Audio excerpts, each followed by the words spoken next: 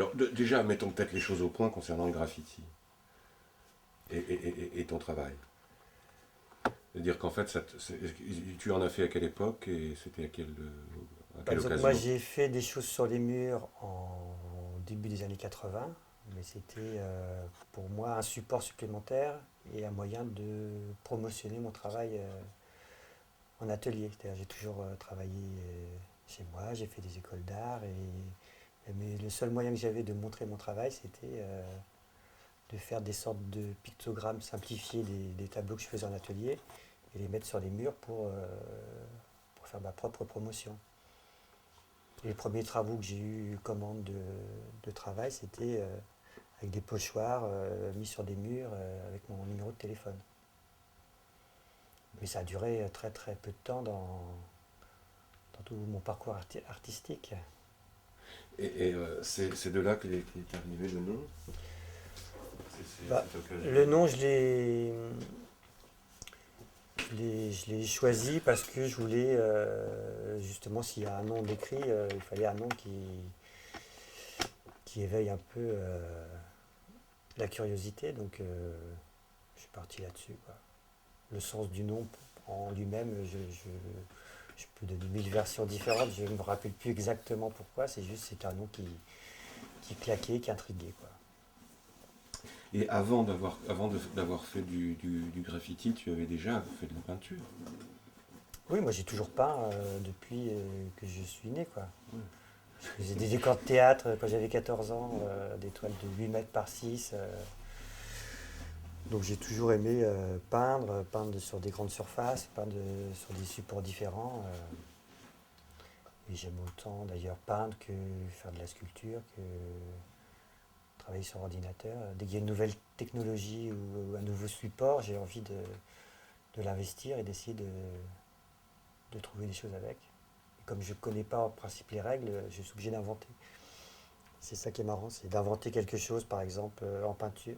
Se servir de la peinture pour faire une sculpture et vice-versa, parce que justement, quelque chose qui peut s'exprimer en peinture ne peut pas forcément s'exprimer en sculpture.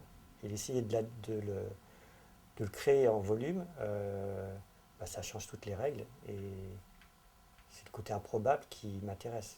C'est par curiosité, en fait. C'est pour voir à quoi ça peut ressembler. D'accord. Et j'avais une question, je l'ai perdue, mais c'est pas grave. Ah oui, alors par rapport est-ce que tu te situes dans un mouvement particulier ou comme c'est pour ça qu'on pourrait demander comment tu te situes par rapport à la figuration libre. Bah, la figuration libre, en fait, est rentrée dans le milieu artistique. C'est la génération avant moi. Moi, je suis plus jeune que les gens de la figuration libre et c'est la génération qui est venue après. Et en fait, toutes les portes se sont fermées devant nous parce que on a déjà ouvert nos portes à la figuration libre, à des jeunes. On referme, chacun a été pris dans une galerie. Pour eux, les jeunes artistes étaient représentés et tous ceux qui venaient après, bah, il n'y avait plus de place pour eux, quoi. Donc ça a été très très dur pour arriver à percer, gratter, pour rentrer un peu dans le système, quoi. Mhm. Et comment ça s'est passé, l'arrivée dans la télévision? Bah, la télévision, je ne sais pas si on peut citer des marques de télé, Oui, oui. mais en fait j'ai rencontré Alain Buros qui travaillait au programme court de Canal Plus en 84 et il m'avait proposé à l'époque de faire une petite animation pour le service des sports et puis j'étais pas encore prêt mais bon, je sais qu'ils ont toujours été ouverts un peu à la création et aux jeunes artistes. Et puis après, bah, j'ai travaillé un peu avec les programmes courts de Canal+, où j'ai fait plusieurs réalisations de l'œil du cyclone, des habillages, des présentations. Et puis j'ai eu une commande de petits courts-métrages sur un voyage sur Vénus. Et qu'est-ce que tu penses des systèmes d'acquisition de l'État, par exemple? FRAC. Alors les systèmes d'acquisition de l'État, FRAC, DRAC et compagnie, en fait, moi personne ne m'a jamais rien acheté, donc je me sens assez libre par rapport à eux. Euh, j'ai toujours été assez indépendant, un peu ignoré de tout le système, quoi. Et alors, on va revenir tu parlais de sculpture tout à l'heure. Mhm. Euh, c'est La avec quel... sculpture, enfin moi dans la sculpture, ce que j'aime autant, en fait, le travail du bois, de la terre, du fer. Ce que j'aime bien, c'est justement c'est que c'est des matériaux complètement différents. Et, et c'est un peu à l'occasion des ateliers en fait. Et j'ai un atelier où j'avais un four pour cuire de la terre, donc je me suis mis à faire plein de terre cuite. Et voilà quoi. Et aujourd'hui, c'est ta problématique, si on peut dire qu'il y en a une, l'artiste, c'est... Bon, aujourd'hui, je fais toujours quelques films d'animation sur ordinateur parce que c'est quelque chose que j'aime bien. Justement, ça mélange la sculpture, le dessin, la peinture même pour les matières. Et puis la peinture qui est toujours un peu l'élément de base. C'est là quand même où je me recharge de plus et où il y a le plus de communication, quoi. Ouais. Et les influences, est-ce qu'on peut dire, parce que est-ce qu'on peut dire que les influences c'était la figuration libre, puisque c'était les aînés, mais Non, enfin moi les influences, bah, en fait c'est tout ce qui fait partie de ma vie. Euh, c'est vrai que mon travail raconte assez ce que je vis. Donc ça peut être bah, partout où je suis, l'entourage extérieur. Si je suis près d'une forêt, ça va être la nature. Si je suis en ville, ça va être les graffitis, les murs, l'écriture. Et puis la télévision, enfin, les journaux, tout ce qui est image m'intéresse, quoi. hmm. Les objets, les objets usés. J'adore les objets des puces, par exemple. Tout ce qui a une histoire, qui a été usé par le temps, ça me parle beaucoup. Et les influences, donc, par contre, Et au niveau peinture, bah, j'aime bien. Enfin, ce qui m'a le plus influencé, c'est Picasso, Dali et Miro, je dirais. Plus que des jeunes artistes, en fait. Maintenant, ils sont un peu vieux, mais c'est vrai que c'est par eux que j'ai commencé à découvrir la peinture, quoi. et est-ce que tu peux me parler de la série que j'ai vue l'autre jour, Speedy Graffito, peint l'art moderne? Alors ça, c'était une expo, Speedy Graffito par l'art moderne, c'était une expo sur l'histoire de l'art. Donc ce qui m'amusait, c'était de reprendre tous les grands mouvements artistiques qu'il y a eu de 1900 à aujourd'hui. Et ces mouvements ont existé parallèlement. Donc j'ai voulu mélanger les différents mouvements ensemble pour recréer une sorte de synthèse du moment de l'époque, quoi, mais le tout réinterprété aujourd'hui. Donc ça fait une sorte de chose un peu curieuse, mais c'était une sorte d'exercice de style assez amusante pour comprendre des choses, quoi. Et en ce qui concerne les expos, par exemple des vidéos, comment ça se passe, la diffusion? Les vidéos, en principe, il y a un écran accroché sur un mur et Oui. puis la vidéo qui passe. Non, mais je veux dire, ça passe dans des expos, Oui, enfin, pour l'instant, j'ai exposé qu'une fois des vidéos en galerie, mais pour l'instant, c'est plus un travail de recherche ou par rapport à de la musique. J'ai beaucoup fait de vidéos pour des groupes de musique parce que je trouve que c'est un bon mariage, quoi. Et ça me rappelait à l'école quand on nous écoutait un disque, puis il fallait dessiner les images que ça nous amenait. Et j'ai toujours bien aimé j'aime beaucoup la musique et travailler sur le son, sur le rythme. Moi j'aime bien le travail sur le rythme, et de toute façon dans mes images et tout ça, c'est beaucoup sur le rythme. Et donc le son, la musique, tout ça, enfin, pour moi c'est indissociable. Et c'est quoi la musique Que j'aime, que Oui, j'aime. oui. Alors j'adore tout ce qui est ce qu'on appelle musique électronique. Tout ce qui est bruit, tout ce qui est synthé, analogique, tout ce qui est un peu bruit comme ça, d'ondes, j'adore ça, quoi. Mhm, d'accord. Et les projets que tu as tout de suite, Les qu'est-ce qui vous projets, ferait plaisir? les projets, c'est arriver à continuer à peindre, quoi. C'est pas un grand projet, mais c'est très très difficile, quoi. Arriver à faire que ça, et c'est ce que je fais depuis plus de 20 ans, et puis c'est de plus en plus dur, mais bon, je tiens et je travaille tous les jours comme un fou, et je peux pas faire autrement, et puis voilà, il faut que je continue, et j'aimerais bien que ça soit un peu juste un peu facile, que j'ai pas de soucis de loyer ou de choses comme ça, et pour avoir l'esprit plus concentré sur le travail. C'est ça mon objectif, quoi. Et qu'est-ce que tu penses de l'art contemporain, on va dire du 13e arrondissement, hein, carrément, quoi. Alors, quand on parle du 13e arrondissement. Euh, En fait, je suis pas très mondain, moi, donc tout ce qui est expo, tout ça, c'est vrai que je ne sors pas tellement. Ce qui m'a d'ailleurs coûté beaucoup parce que c'est quand même un milieu où il faut se montrer, il faut être présent.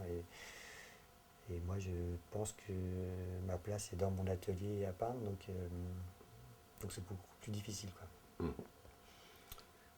Il y a Mais des... j'aime bien, il y a plein d'artistes contemporains que j'aime bien, hein, Ouais. Mm. tu veux des noms? Oh, des mouvances, plutôt. Euh,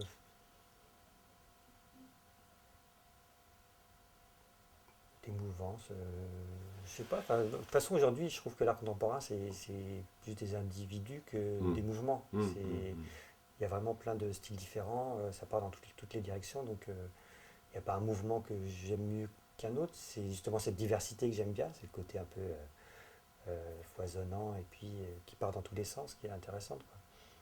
Alors qu'on vit tous à la même époque, ensemble, on a tous un peu des vies parallèles, et chacun exprime sa personnalité par son art de manière très très différente. C'est ça qui est rigolo. Et qu'est-ce que tu cherches à exprimer le plus souvent quand tu fais une toile? Par exemple celle-là. Bah, quand je fais une toile, en fait, en principe, je ne sais pas ce que je vais peindre.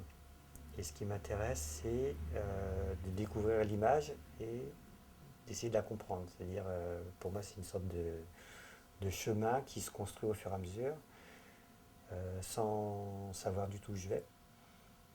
Et je pense que, comme je pense que le monde est une multitude de signes à décrypter, c'est ça qu'on appelle la vie. Donc j'essaie d'écrire ces signes et puis de les comprendre pour comprendre ma propre vie et pourquoi je suis là et qu'est-ce que je fais sur cette planète et où je vais, etc., quoi. Et par exemple une toile comme celle-ci, ça démarre comment? Bah, celle-là, elle est démarrée par, je sais pas, un jeu de forme. Un jeu de forme. Après, c'est souvent il y a des objets que je croise ou que je prends beaucoup en photo des objets que je vois, qui me plaisent. Puis après, j'essaie des fois, je me dis, tiens, je pourrais rajouter quelque chose sur cette toile. Et donc, je regarde un peu dans une sorte de tiroir de stock d'objets et tout ça. Et puis, il y en a qui disent, bah voilà, c'est moi, c'est ma place, c'est moi qui viens. Et ça se fait un peu comme ça. Et puis, il y a des objets aussi qui reviennent assez régulièrement. Euh, je ne sais pas pourquoi d'ailleurs, c'est parce qu'ils font partie de moi, quoi. Et d'ailleurs, il y en a certains que je n'avais pas remarqué. Et puis il y a des périodes où où je vais beaucoup utiliser certains objets, et puis d'autres, ça sera sur, je sais pas, des caoutchoucs, des formes molles, d'autres, ça va être des trucs en métal plus pointus. Mais chaque objet représenté symbolise toujours quelque chose, quoi. Est-ce qu'on peut prendre un exemple, par exemple, dans, dans cette toile?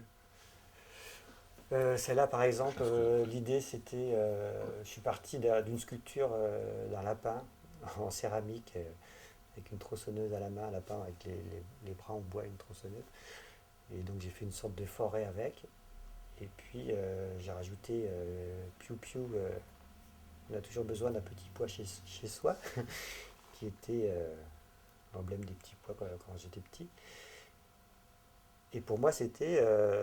Donc, tu avais ce petit pois au milieu d'une forêt hostile. Ça me faisait penser à Blanche-Neige dans la forêt avec les arbres quand elle se sent attaquée. Et donc, ça s'appelle J'ai peur. Et tout est explosé en fait. Des fois, on a l'impression d'une vertige comme ça, où tout fond autour de nous et tout se dématérialise. Et voilà ce que j'ai voulu exprimer. Et c'était en même temps au moment de la Deuxième Guerre du Golfe. Donc c'est ce que ça m'a inspiré. C'est un petit drapeau américain en morceaux qui flotte. Et là celle-là, par exemple, le personnage, il n'était pas du tout prévu au départ. Il est arrivé. Bah, je suis parti sur une composition un peu abstraite de lignes, et puis ça me faisait penser à un tapis, donc du coup je suis parti sur une idée de poil. Et puis en trouvant ce personnage, bah, je sais pas, ça me faisait penser à voilà, un présentateur de. En fait, ce tableau me faisait penser à une sorte de graphisme de tapis improbable, une sorte de serpent mélangé, mais pour exprimer vraiment ce que ça veut dire, j'ai pas, comme c'est un peu récent, j'ai pas encore trouvé vraiment la signification, quoi. Big Deal, c'est le marchand de tapis. Ouais, ouais, c'est le nom de la boîte qui vend ses tapis. Alors je sais pas quel est le deal, mais voilà quoi, c'est. Et tu mets longtemps à faire des toiles Ça dépend, il y en a que je fais. En fait, il y en a beaucoup que je commence et puis que je laisse traîner, puis elles se font au fur et à mesure. Il y a des moments où d'un seul coup tout se termine, et puis d'autres moments où il y a juste des fonds qui s'installent comme ça au fur et à mesure. Et j'arrive pas à les terminer, puis d'autres, bah tac, d'un seul coup, il y a la rencontre entre l'objet, la toile, et les choses se collent, et puis ça ne peut plus bouger. Bah. et ça, quand tu dis que tu essayes de comprendre le monde, en fait, et Mm. toi-même,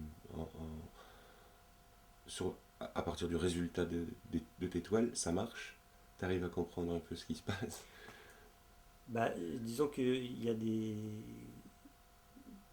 tableaux anciens que je revois avec le recul, et il y a des choses qui m'apparaissent, mais c'est vraiment par moments. Il y a des moments où d'un seul coup la toile me paraît limpide d'explication. Donc voilà, je prends tout ce qu'elle me donne. Et puis d'autres moments où il y en a plein que je ne comprends pas. Ou des fois, c'est des gens d'ailleurs qui me donnent la réponse. Ils me disent ah bah oui, là tu as voulu exprimer ça. Et donc c'est toujours très très logique l'explication. Et je dis oui. Puis il y en a d'autres qui me disent une autre explication aussi très très logique sur la même toile qui aussi me correspond. Donc je dis oui aussi. En fait, je pense que enfin, ce qui m'intéresse, c'est justement d'avoir que le tableau évolue suivant la personne qui la regarde, et c'est une sorte de miroir de l'observateur, quoi. Donc toutes les versions, je pourrais donner ma version, mais à la limite, ça ne regarde que moi. Mm. Toutes les versions sont bonnes. C'est comme ça, en fait, en regardant les toiles quelques années plus tard, que tu découvres que, tiens, tel objet est revenu plusieurs fois. Oui, oui, même je me rappelle, enfin, tout le travail que j'ai fait récemment sur la pixelisation avec des gros carrés morcelés d'images. J'ai retrouvé une toile j'ai fait il y a 10 ans où sur un petit bout de la toile, il y avait déjà cette technique. Donc il y a des choses vraiment qui font. À chaque fois, j'essaie toujours d'aller le plus loin possible de moi-même, c'est-à-dire de partir vraiment à l'aventure sans rien connaître, comme si la toile était un terrain vierge. Et puis, et forcément, au bout d'un moment, comme un boomerang, ça revient toujours. Et c'est toujours au moment où ça revient que les choses se figent et que la toile est finie, quoi. Donc, où si loin que je puisse aller, il y a toujours ça revient toujours. C'est un peu inquiétant en même temps. Parce qu'on a envie, on se dit qu'on ne peut pas échapper en fait à sa condition. Et en ce qui concerne les supports, parce que l'autre jour, en passant chez la taverne, j'avais vu que les supports, c'était pas forcément des toiles ou Oui, bah, les supports, c'est comme pour la sculpture, j'aime bien utiliser terre, bois, fer. Pour la peinture, on peut peindre aussi sur bois, sur toile, sur bâche, sur plastique, sur des objets aussi. tu n'as pas là des catalogues ou des... Si, j'ai des catalogues. On pourrait en regarder.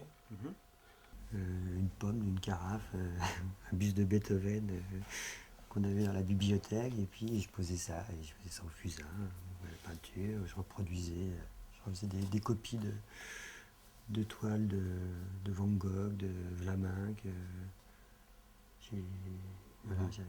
J'apprenais.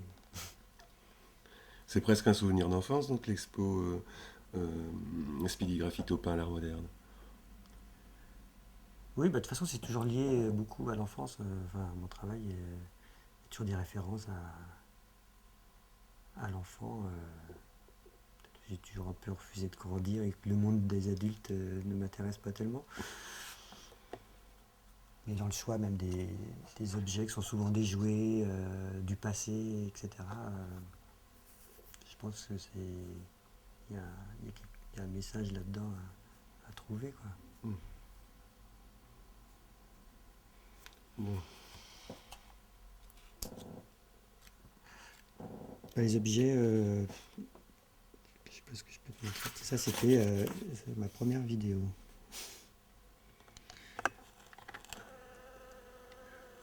C'était moi en Zorro, qui était capturé. À l'époque, il n'y avait pas tous les effets spéciaux qu'on trouve aujourd'hui. Mais c'est une vidéo, ça. C'est une photo de vidéo, ouais. C'était une émission qui s'appelait Ni vu ni connu sur Antenne 2, je crois. C'est mon premier contact avec les lapins.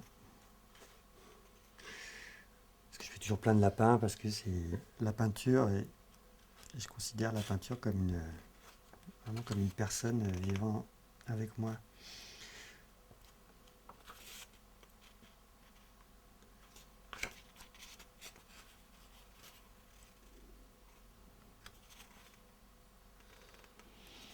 Ce personnage, tu l'utilises encore? Non, je l'utilise en fait de temps en temps comme parce que j'ai envie d'un graphisme qui ressemble à cette forme, mais comme en étant complètement détaché de lui, quoi. Parce que Ça aurait pu être de quelqu'un d'autre, je l'aurais utilisé de la même manière, quoi. Ça date de quelle époque, ça? Ça, c'est 85. Mais cette image a hyper marqué Oui. les gens, et j'ai eu beaucoup de mal alors que je l'ai faite peut-être un an dans ma vie, et j'ai eu beaucoup de mal à m'en détacher. C'est pour ça que je l'ai tué dans ce tableau. Et après, il y avait plus que le petit esprit de cette image qui flottait de temps en temps dans l'étoile, mais je l'ai tué assez vite, quoi. En fait, dès que les gens s'habituent à quelque chose, j'ai tendance toujours à casser tout au fur et à mesure pour aller plus loin, quoi. Je me dis, ils ont accepté ça, donc ils peuvent accepter plus, et puis j'essaie de les emmener toujours ailleurs, quoi.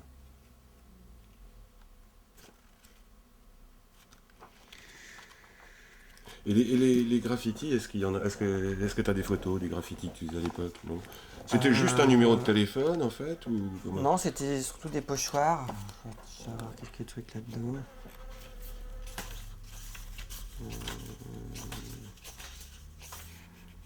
Même, je sais même pas si c'est des... Voilà, c'était un peu des pochoirs comme ça, avec une sorte de dessin emblématique, et puis le nom décrit, quoi. Par exemple, il y a le tableau et le pochoir qui était mis dans la rue. C'était toujours une manière de montrer mon travail. Avec la signature.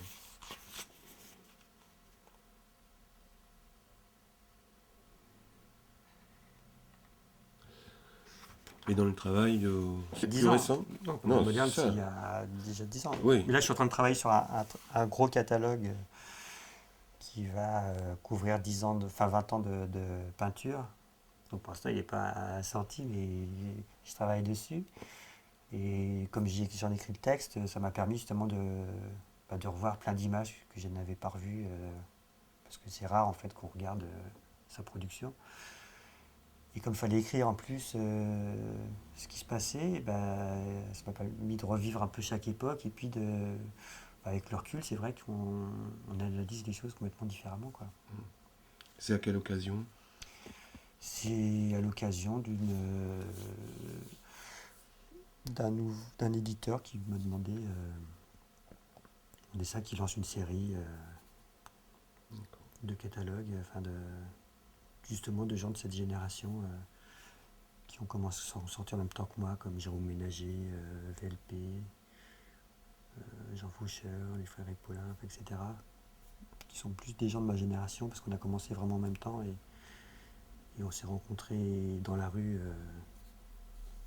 pour la plupart. Donc voilà, il y a quelqu'un qui s'appelle Daniel Cresson qui a envie de regrouper un peu tous ces gens et qui trouve que c'est pas assez défendu et qui défend ça. Et il y a des catalogues qui vont sortir. D'accord. Et aujourd'hui, si on compare avec ce qu'on vient de voir là des années 86, c'est 6, hein, c'est ça? 5, oui. 5. T'as pas un catalogue des dernières réalisations? J'ai des photos. Des photos, oui. Ouais. Je veux bien voir.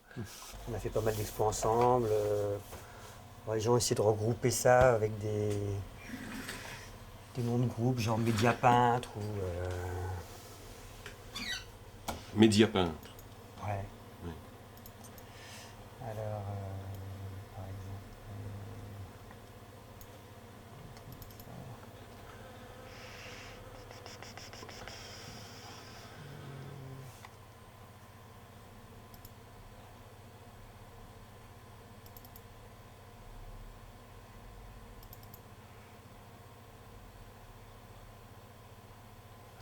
Il est sur le studio. Faut que j'aille allumer l'ordinateur en haut. J'ai fait un petit film aussi que je peux te montrer. Oui. Qui est, j'ai retrouvé tout à l'heure. Voilà. Il n'y a pas de son, hein, c'est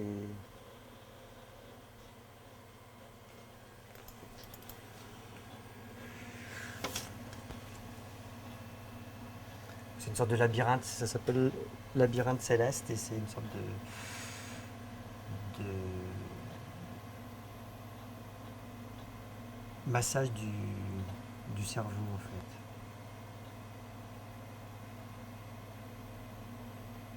Il faut regarder assez longtemps et puis il y a une sorte de massage qui se fait.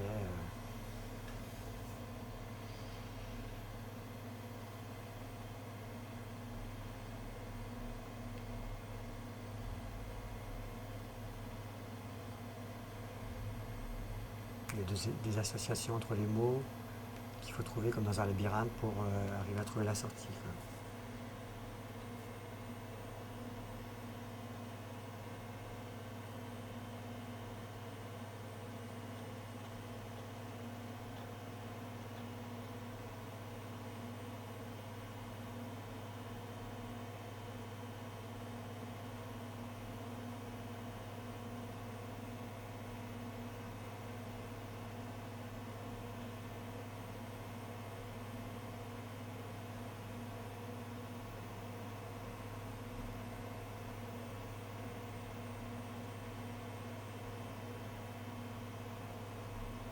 Je l'ai en CD si tu as besoin.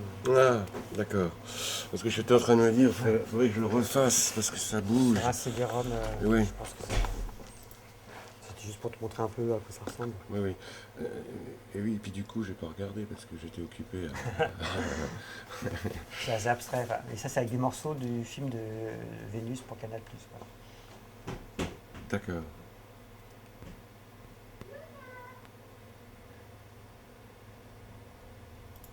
Le film de Vénus, je peux te les montrer. Le problème, c'est que j'ai pas de son sur cet ordinateur, donc il faut le voir sur ce vidéo. Mais sur le CD, j'aurais du son. Ouais, mais je t'ai pas mis ceux de Vénus. Mais je peux te les passer. Alors, ce que je voulais dire, c'était...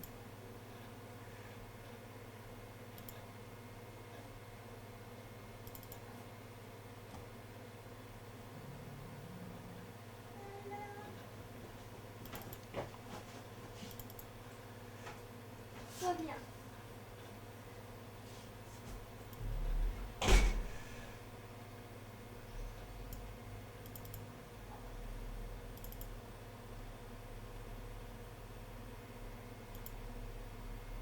Ça prend beaucoup de temps, le travail sur l'ordinateur, je veux dire en comparatif avec la peinture, en Euh, comparaison.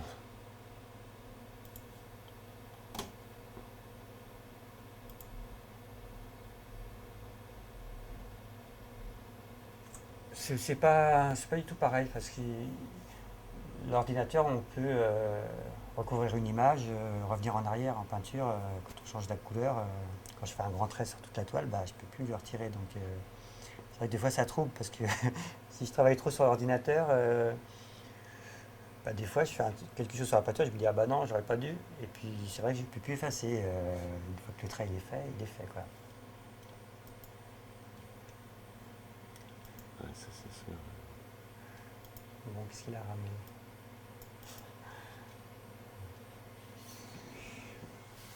Je vais peut-être mettre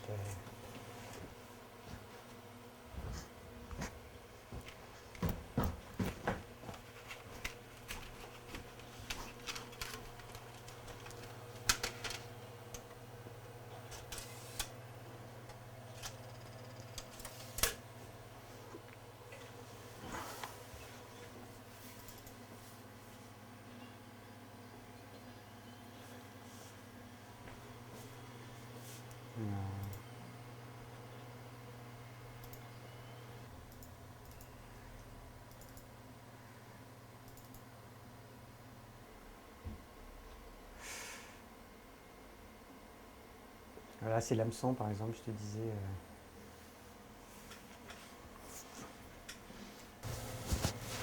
C'est assez grand. Hein. Oui. Il doit y avoir un truc diaporama, j'ai vu tout à l'heure. Je sais pas comment on fait ça, j'ai jamais fait. Donc ça passe en boucle et avec des...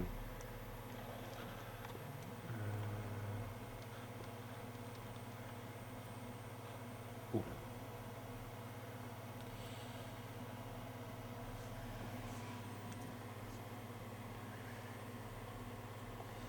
Comment on fait.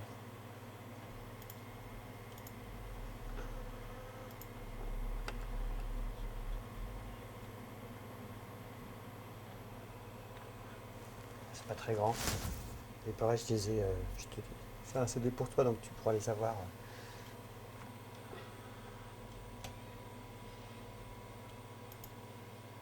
Là, par contre, c'est un dessin animé que j'ai pris à la télé, une image comme ça, et puis j'avais coupé le son pour enregistrer. Donc, le fait d'avoir cette personne, cette fille qui crie avec sans le son, j'ai trouvé ça intéressant. Donc, ça s'appelle Le cri du silence. Une sorte de moment magique comme ça où l'image apparaît toute seule.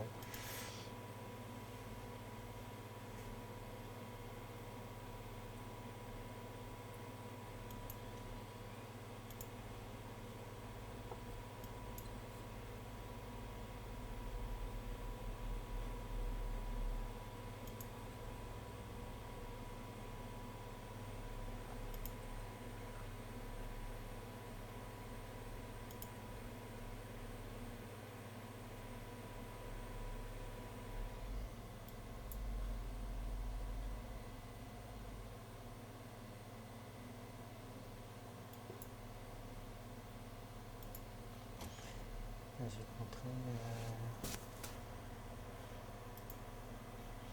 On parlait de Jepper tout à l'heure. Est-ce que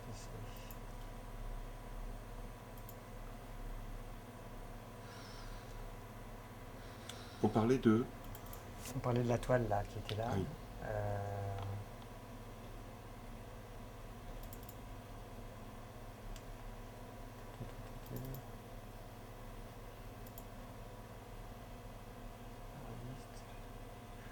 Ça, c'est une image prise à la télé par une sorte d'accident, une image de bug.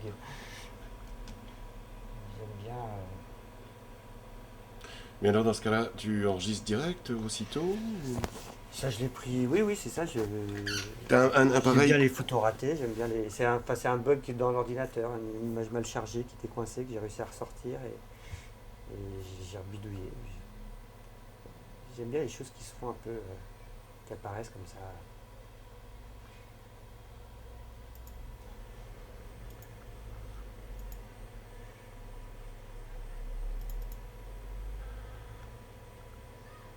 Ça, c'est des fichiers d'objets que je prends en photo. Les images de télévision.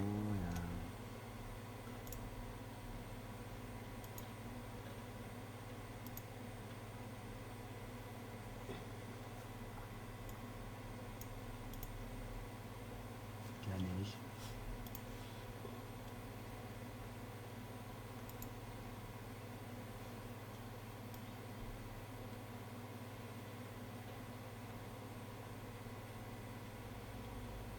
Tout ça, c'est ta bibliothèque d'objets. Voilà, c'est des trucs qui me apparent.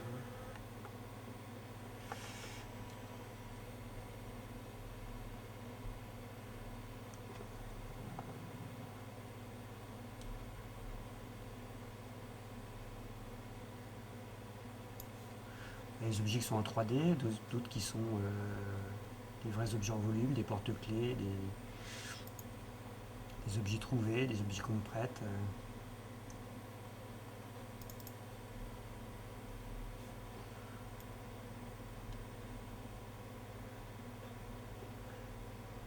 Puis, des esquisses de tableaux que je me sers, que je remélange.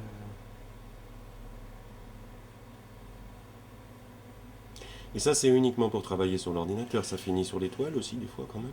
Bah, il y a des éléments qui. Oui, il y a des fusions. Je cherche justement ce tableau-là. Bah, ça c'est le lapin qu'on voit à peine d'ailleurs, qui sert à faire la forêt. Que je n'ai pas ici.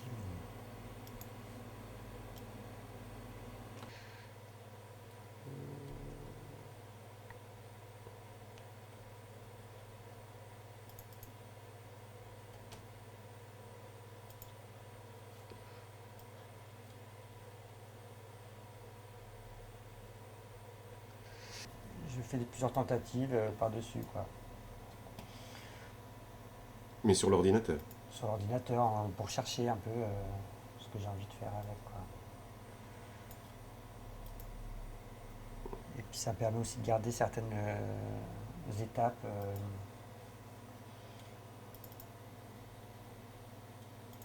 Par exemple, ici, si je prends cette toile, au début elle était comme ça.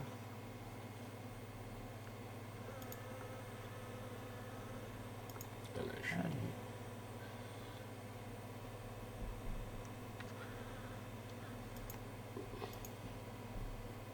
Je vais pas l'ouvrir. J'ai une autre. Celle-là.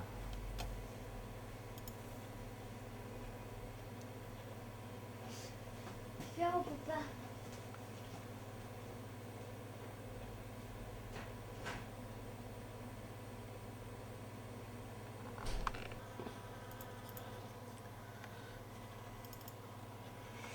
C'est un des films par exemple qui ont été faits pour un groupe qui s'appelle Pluto pour passer sur scène. Donc eux faisaient la musique en live et puis les images passaient derrière comme un décor.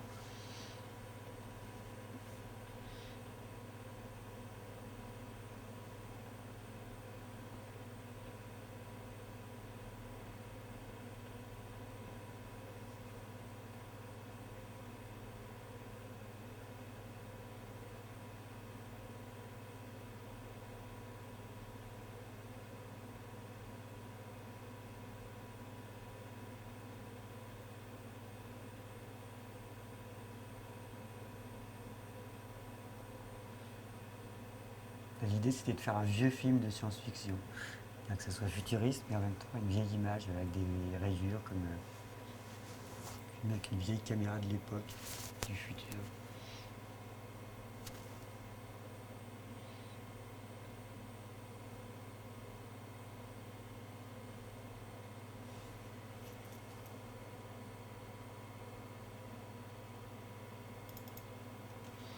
Net,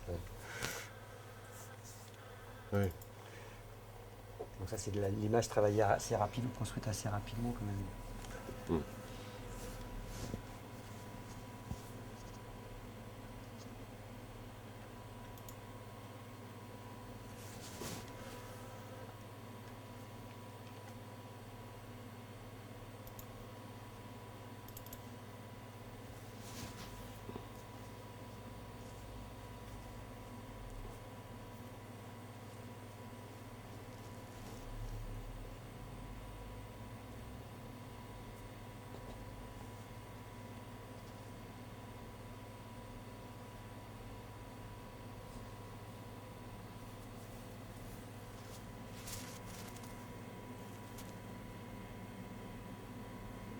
Ça aussi, c'est pour accompagner de la musique? Ça c'est fait, là il n'y a pas de son parce qu'on n'entendrait que là-haut, mais tout est calé sur le son quoi. Mm.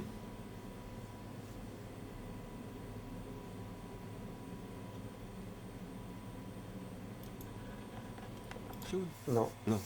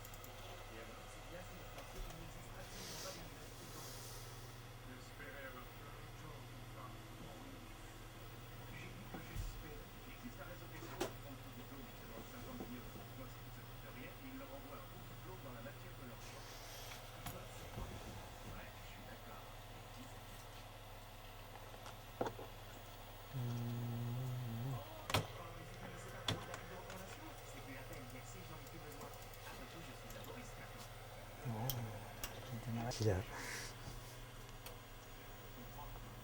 Ah, tu...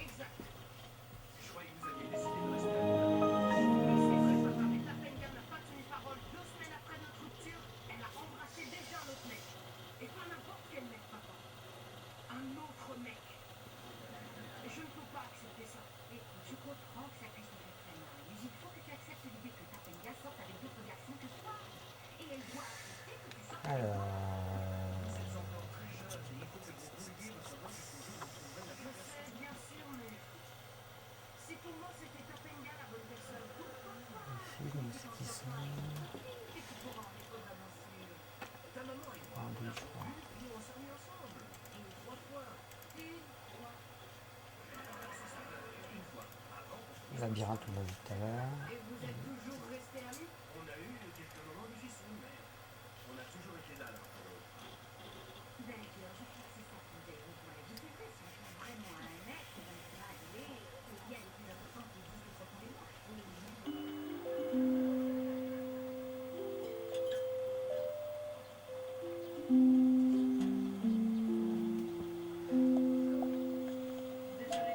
Ah, ça. Dans la première agence de voyage virtuel. De chez vous et sans bouger de votre fauteuil, choisissez parmi les nombreuses destinations un voyage de rêve première classe. Détendez-vous, vous êtes déjà en route, ouvrez grand vos yeux, entrez dans l'infinie dimension et découvrez une réalité. Ah, Venus Tour Travel. Bonjour et bienvenue dans la première agence de voyage virtuel. De chez vous et sans bouger de votre fauteuil, choisissez parmi nos nombreuses destinations un voyage de rêve première classe. Détendez-vous, vous êtes déjà en route, ouvrez grand vos yeux, entrez dans l'infinie dimension et découvrez une réalité sensorielle, une extraordinaire expérience interactive aux confins de l'inimaginable. Alors, bon voyage et welcome to Venus.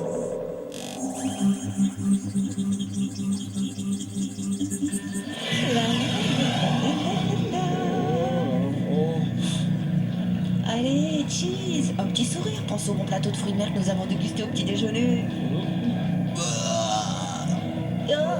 T'aurais pas dû reprendre des moules vénusiennes. Waouh, regarde ça, c'est magnifique. Ladies and gentlemen, mesdames et messieurs, bienvenue à Magnetic Valley. Ces pierres magnétiques d'origine lunaire défient les lois de la gravitation. Grâce à leur bipolarité, elles se repoussent les unes les autres et flottent en apesanteur. Nous arrivons Tiens bon, on arrive. Pas trop tôt. Hein. On dirait la Vénus sur ton tote. Normal, on est au pays de Vénus. Oh, j'aimerais trop grimper là-haut. Il doit y avoir un panoramique incroyable. Mais où tu vas? Waouh, attends-moi.